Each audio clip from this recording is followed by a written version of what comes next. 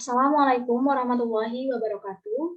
Kepada yang terhormat Bapak dosen pengampu mata kuliah Teori Komunikasi, Bapak Dr. Muhammad Nurul Yamin, MSI, dan juga teman-teman kelas KPIC angkatan 2021 yang berbahagia.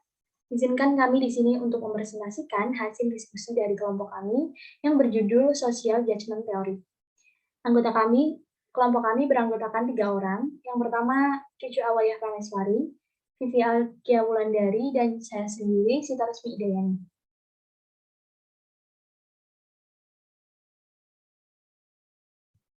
Langsung saja kita ke materinya. Definisi Social Judgment Theory adalah teori ini menyatakan proses psikologi yang mendasari sebuah sikap dan perubahan sikap melalui komunikasi. Selanjutnya, ada tokoh dan respon yang akan disampaikan oleh Vivi Alkia Wulandari. Silakan. Baik, Mbak Yani.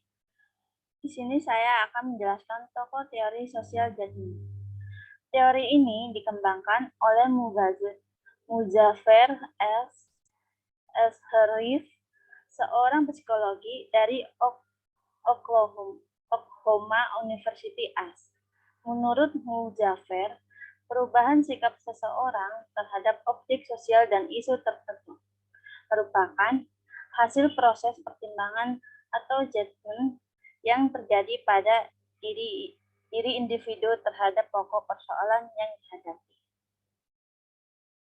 Proses mempertimbangkan isu atau objek sosial tersebut menurut Serif berpatokan pada karangan rujukan yang dimiliki seseorang. Karangan rujukan ini yang pada gilirannya menjadi jangkar untuk menentukan bagaimana seseorang memposisikan suatu pesan persuasi yang diterimanya. Lebih jauh, Serif menegaskan bahwa tindakan memposisikan dan menyortir pesan yang dilakukan oleh alam bahwa sadar kita terjadi sesat setelah proses persepsi. Di sini, kita menimbang setiap gagasan baru yang menerpa kita dengan cara membandingkan dengan sudut pandang kita saat ini. Selanjutnya di sini ada proses respon. Proses respon, teori ini ada 3 macam, yaitu yang pertama, latitude of acceptance, yaitu pesan yang diterima atau ditoleransi sehingga terjadi perubahan sikap pada klien. Yang kedua, latitude of rejection, yaitu proses yang ditolak atau tidak masuk akal dan berseberangan dengan persepsi penerima sehingga tidak terjadi perubahan sikap pada klien. Yang ketiga yaitu latitude of non-commitment, yaitu pesan yang tidak diterima dan tidak pula ditolak sehingga tidak menghasilkan tanggapan. Selanjutnya akan disampaikan oleh Mbak Cucu. Terima kasih Mbak Vivi. Selanjutnya adalah efek dari respon yang telah diberikan tersebut. Adapun efek yang diberikan yaitu ada 2. Yang pertama ada assimilation effect dan yang kedua ada contrast effect. Yang pertama assimilation effect dulu. Nah, di assimilation effect ini daya tangkap yang kuat dihasilkan oleh latitude of acceptance terhadap pesan karena pesan sesuai dengan persepsi penerima. Nah, yang contrast effect yaitu daya tangkap yang dihasilkan oleh latitude of rejection, yaitu pesan tersebut dianggap sebagai gangguan karena dianggap tidak sesuai dengan persepsi penerima tersebut. Selanjutnya ada ego development. Next.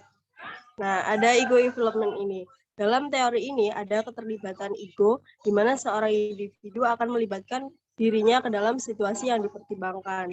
Jadi di teori ini, misalnya kita diberi suatu pertimbangan. Nah, di situ kita akan melibatkan ego dalam diri kita.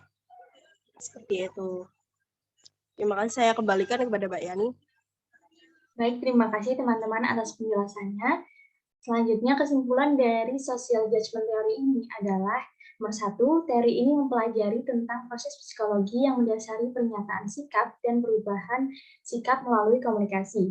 Nomor dua, asumsi dasar teori ini menyatakan bahwa seseorang mengetahui apa sikapnya dan mampu menentukan perubahan sikap apa yang akan diterimanya atau ditolaknya.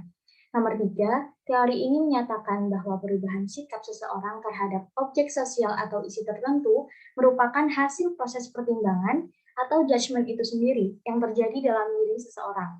Nomor empat, seseorang akan mempertimbangkan setiap ide, gagasan, pesan baru yang akan didapatkannya dengan cara membandingkan ide tersebut dengan patokan yang dimilikinya.